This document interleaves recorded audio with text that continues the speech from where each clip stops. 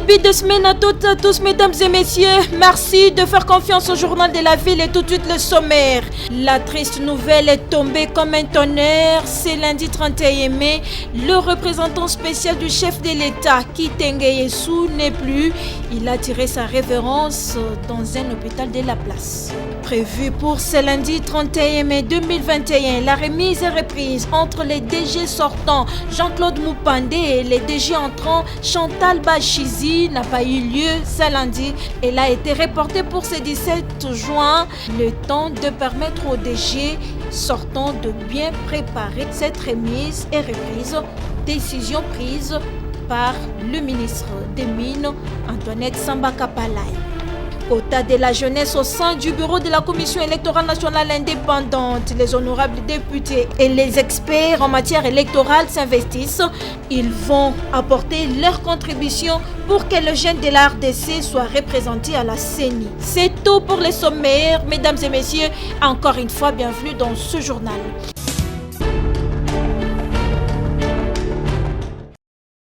Prévu pour ce 31 mai 2021, la remise et reprise au cadastre minier n'a pas eu lieu. Chantal Bachizi Lembo, nouveau directeur général du cadastre minier, n'a pas pris officiellement ses fonctions comme annoncé. Cette remise et reprise a été reportée au 17 juin prochain, le temps de laisser le directeur général sortant Jean-Félix Mupande de bien préparer les dossiers pour cette remise. Ainsi, en a décidé la ministre des Mines Antoinette Samba-Kapalaï par sa lettre numéro 00500 à travers laquelle elle annonce les reports de la cérémonie. Pendant ces temps, la patronne des mines de la République démocratique du Congo, qui tient à garantir un climat de sérénité dans ses services importants de son ministère, retire la signature au directeur général sortant pendant qu'il assure les affaires courantes. Dans l'entretemps, elle interdit formellement au DG sortant déposer des actes de disposition des biens et des fonds ou faire des mouvements du personnel de cet établissement public. Par son engagement à faire appliquer l'ordonnance présidentielle portant nomination de la nouvelle équipe du cadastre minier, Antoinette Samba-Kapalaï vient de redorer les blasons du gouvernement congolais terni par cette affaire rocambolesque d'une ordonnance prise par le président de la République, mais dont l'exécution souffre jusqu'à présent. En effet, c'est depuis 2018 que le président de la République a nommé un nouveau comité de gestion au cadastre minier avec à sa tête un enfant maison en la personne de Chantal Bachizi Lembo. Le directeur général sortant Jean-Félix Mupande s'est farouchement opposé à l'exécution de l'ordonnance présidentielle. Et le ministre Antoinette Samba, après analyse de la situation, a décidé de remettre de l'ordre dans la boutique. Et pour que tout se passe dans le calme, la patronne du département des mines au gouvernement, Sama Lukonde, a ramené la cérémonie au 17 juin et c'est déjà pour demain.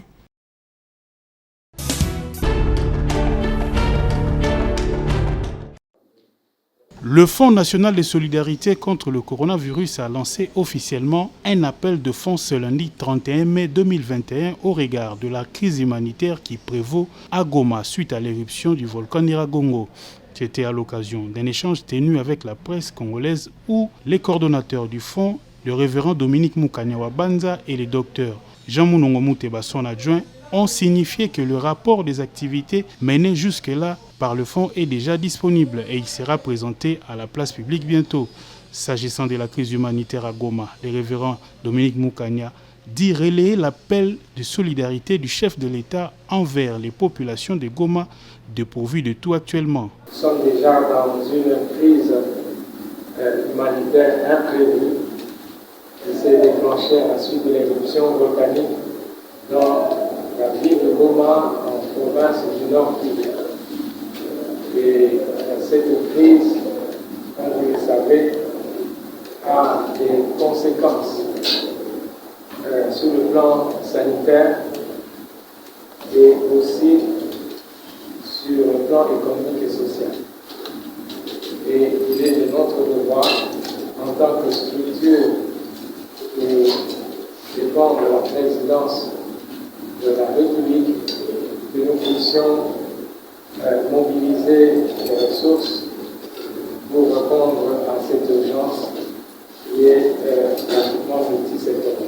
Pour les dons en nature, les intéressés peuvent passer au centre d'accueil au lycée Chaoumba, avenue Sergent Moquet, numéro 13, commune de la Gombe. Et pour les espèces sonnantes, aux différents comptes ouverts quant à ceux.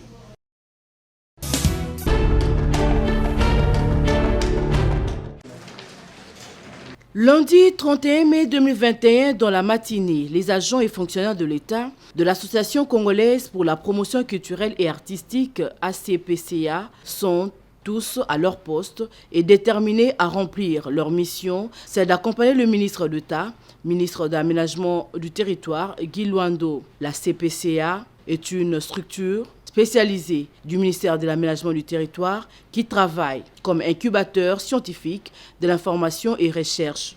Raymond Ramazani, coordonnateur, manager principal et directeur général, ne ménage aucun effort pour booster ses administrés à produire un rendement satisfaisant.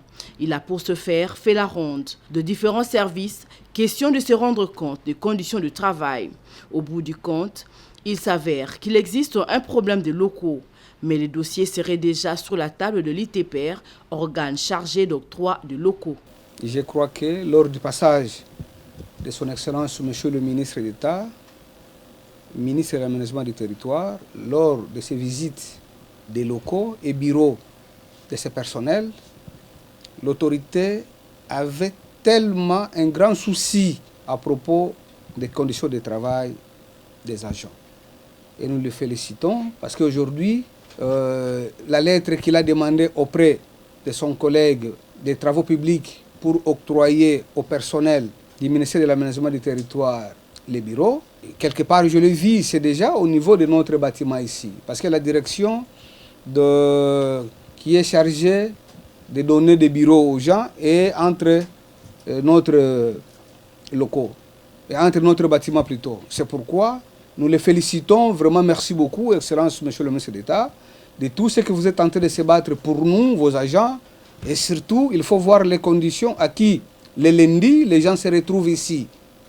Un ministère d'État qui est de l'aménagement du territoire, mais les gens se trouvent sans place à se mettre. Comment travailler? Oui. Et moi, je suis DG de l'incubateur scientifique et programme d'appui à l'aménagement du territoire. Je travaille dans de bonnes conditions, dans les conditions standards. Mais comment moi je peux travailler dans des conditions qui sont bonnes? Le personnel travaille, pas même travailler, il se met debout.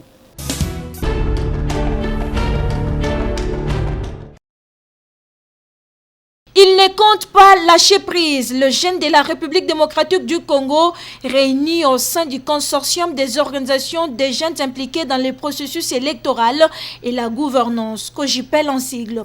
Après avoir suivi les débats et l'évolution sur la loi organique de la Commission électorale nationale indépendante et après la présentation du rapport de la Commission PAJ à la plénière, les jeunes de la République démocratique du Congo continuent leur plaidoyer auprès des autorités compétentes pour qu'ils soient représentés dans le bureau de la CENI. Ce lundi 13 mai, les jeunes ont bénéficié le soutien de leurs pairs. Ils sont dans une lutte légitime de représentativité. Alors, je les ai encouragés de continuer les combats, de contacter, de mener le lobbying à différents niveaux, de sorte que ceux-là qui sont mieux placés dans la prise de décision en matière de loi, qu'ils arrivent quand même à revisiter l'une de ces dispositions pour leur accorder un quota qui permettra à ce que la jeunesse se retrouve. Même les honorables députés se disent prêts à apporter leur contribution pour que la jeunesse congolaise retrouve son compte à la Commission électorale nationale indépendante. Ce qui m'intéresse, que la part de 2 sièges qu'on vient d'ajouter pour la composition des membres de la CENI, surtout la partie société civile, que ces 2 sièges soient octroyés à la jeunesse. J'ai assisté pour que demain je porte ma contribution afin que cette proposition passe. Le COJIPEL sera ce mardi 1er juin au Palais du Peuple pour la suite de son cahier des charges remis aux honorables députés. Nous continuons à nous battre et demain nous serons à l'Assemblée nationale. C'est demain qu'ils vont pouvoir voter la loi qui devait subir certains amendements qui ont été soulevés lors de la plénière de vendredi. Et nous espérons que les amis qui nous suivent, nos pères jeunes qui ont des structures œuvrant dans les questions électorales, de pouvoir se joindre à nous demain au niveau de l'Assemblée nationale, au niveau du Palais du Peuple, pour que nous puissions élever très haut notre voix.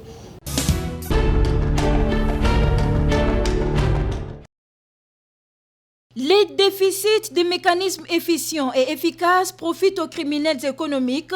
Tel est le titre de la déclaration tenue ce samedi 29 mai à Kinshasa par la coalition des organisations de la société civile anticorruption, COSAC, composée de l'AETA, OCIDC, ODEP et RECIC. La COSAC constate que depuis le régime passé, l'ampleur des actes de corruption et des crimes économiques enregistrés ne cesse de s'accroître. Même les lanceurs d'alerte sont poursuivis et condamnés arbitrairement. Et pour ce faire, la COSAC demande au président de la République, Félix Antoine Tshisekedi Tshilombo, au président de la République démocratique du Congo, d'instruire l'annulation du jugement de condamnation prononcé à l'encontre de lanceurs d'alerte, notamment Navi Malela et Grady Koko, et l'abandon des poursuites judiciaires contre tous les journalistes qui dénoncent les cas de corruption et de crimes économiques, tels que Pascal Moulegwa, correspondant de RFI.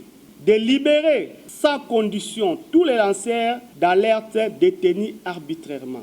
Et au gouvernement congolais, de convoquer à mode d'urgence les États généraux de la lutte contre la corruption afin d'actualiser la politique de lutte contre la corruption, d'élaborer son plan stratégique qui fixe les mécanismes efficaces et efficients de lutte contre la corruption, de déposer au Parlement dans un bref délai le projet de loi portant protection des lanceurs d'alerte, d'instaurer un numéro vert intitulé Yébela Corruption qui servira à la dénonciation des cas de corruption de manière à décourager les actes de corruption et à sécuriser tous les dénonciateurs, d'exploiter utilement et à bon escient les rapports produits par le professeur Luzolo Bambi, ancien conseiller spécial du chef de l'État honoraire en matière de lutte contre la corruption et le blanchiment des capitaux et le coulage des recettes.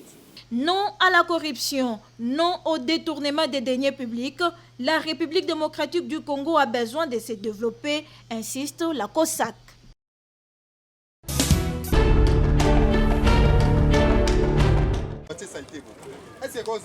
Kinshasa Bosoto étant décrié par le Quinois, ce lundi 31 mai, la brigade d'assainissement de la ville de Kinshasa, avec à sa tête le capitaine Denis Mboyo, s'est réunie à leur siège autour d'une parade de réarmement moral au fin d'assainir la commune de la Gombe et sensibiliser ses troupes à ne pas toucher aux biens ne leur appartenant pas. Ils ont été rejoints par le bourgmestre de la Gombe, Fabrice Ngoy Kazadi, assisté par le major Tamboué. Après embarquement, la ronde a débuté par la place Kadeko, où une dame tenancière d'une gargote a vu ses marmites confisquées, tables cassées, brasseries renversées. L'équipe est aussi passée à la place des évolués, puis le ministère des Affaires étrangères, la fonction publique a été ratissée. La place royale, l'avenue de la Science n'était pas épargnée pour chuter vers l'hôtel de ville. En croit le capitaine Denis Mboyo, il n'est pas créateur de loi, sa brigade ne fait qu'appuyer les autorités communales. Tout ça qui la fois passée, les lois surtout ça continuer. Ceux qui aussi si to que n'a pas commis surtout pour que non toi assainir, tu soit tu biloko na balabala, tu vas soit tu bazo ko installer na balabala, ba oteka na balabala. Comment na kati ville ya Kinshasa mutabandola mamali wana balabala. Comment ville ya Kinshasa place sorti mutu ezali mutayi ko cha restaurant, aoteka mapa, aoteka manga. Est-ce que ça na sens? Atiki place avandaka a préféré à kuvanga oteka na kati ya Gombe, aoteka na ba termo principal. Nde toza ko lité ne loko wana si nandingisa ya gouverneur ya ville ya Kinshasa, toza ko lité ne loko wana ya kolongola batu nyonso baza koteka na kati ya balabala. Quant au bourgmestre de la Gombe, sa municipalité ne veut plus de marché pirate. Et ils sont loin de se lasser car ils accompagnent la vision du chef de l'État et du gouverneur de la ville de Kinshasa, dont Kinshasa Bopeto. Na Gombe, tolingi sur marché pirate, tolingi ba malewate, tolingi ba marché ambulant. Donc kanga bino mikolo nyonso pe to kotinda bino na équipe de droit na parquet. Na biloko na bino nyonso to kokene. Donc le te mituka yango wana tola yango 5 na bombao mikolo nyonso tolokita terrain mpona kokanga bango po aza likolo ya mibeko aza te tozoaccompagne vision ya président ya mboka Félix Tshisekedi Tshilombo, tozoaccompagne vision ya gouverneur ya ville province ya Kinshasa Gentili Ngobila. Donc tokolemba te bata bainsuivi awa tozalaki mokolo nini jeudi lelo bazongi voilà.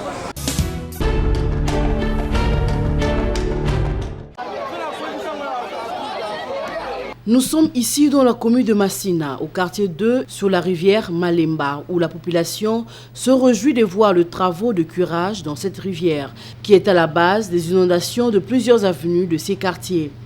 Ceci est l'œuvre de l'un des notables de la commune de Massina, Christian Moukaba, coordonnateur du BAC et cadre du CDCR, parti cher à l'honorable Mabaya, qui, après avoir écouté sa base, est allé plaider auprès de l'autorité provinciale de Kinshasa pour que solution s'ensuit.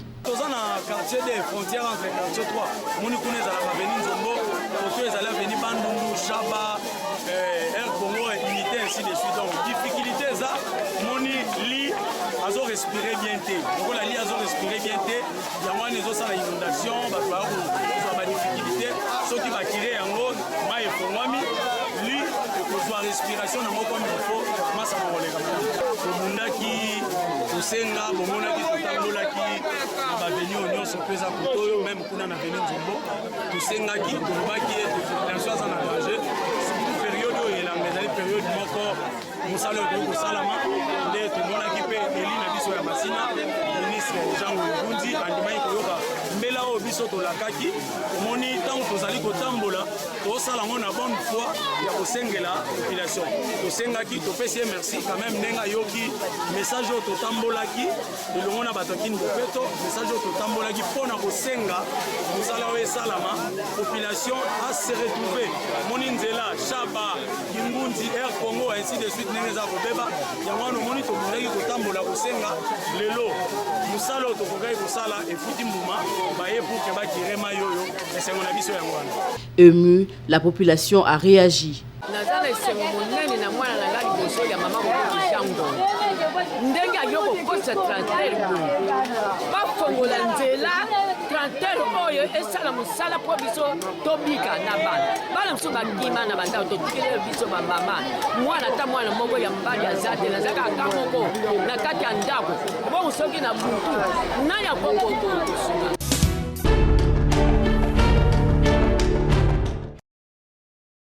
Une marche des santé a été organisée le samedi 29 mai dernier par les jeunes de l'ASBEL Action pour la solidarité citoyenne, associé qui dirige Cédric Dédé Moubala en vue de faire entendre leur voix aux autorités afin qu'elles reprennent avec les travaux de réhabilitation de la route Nzolana à Maloueka, délabrée depuis un bon bout de temps dans la commune d'Ngalema. La marche est partie de l'espace Les Bistrots en passant par l'avenue Promobat, Ngolomingo, et ils se sont arrêtés un moment à la route Nzolana pour palper du doigt de l'état actuel de cette route. Comme vous pouvez le constater sur ces images, elle est sérieusement impraticable, difficile aux habitants de l'emprunter. Une désolation à tous. Aussi, les têtes d'érosion menacent déjà certaines avenues de cette contrée qui risqueront même d'emporter les maisons environnantes. Arrivé au point de chute qui est Pompage, le coordonnateur de cette ASBEL a lancé un SOS aux autorités compétentes. La route ici prend presque 3 quartiers et c'est stratégique.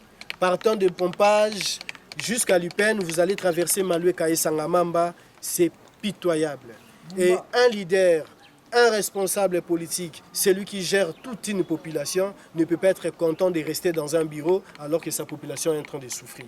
Tout ce que nous pouvons dire par rapport à cette marche de santé, qu'on reprenne les travaux de la route Nzolana. L'un des membres de cette association a également placé un mot contassé. C'est avec beaucoup de compassion, c'est avec beaucoup de peine que nous sommes en train de voir la situation déplorable de cette route. Donc on a pu entendre au niveau des médias avec le projet du chef de l'État, Chilengelou, je crois, ce projet pour les infrastructures et tout consort. Donc si le chef de l'État, par rapport à son projet, pourrait jeter un coup d'œil par rapport à cette route qui est abandonnée. Aux autorités compétentes de s'en occuper.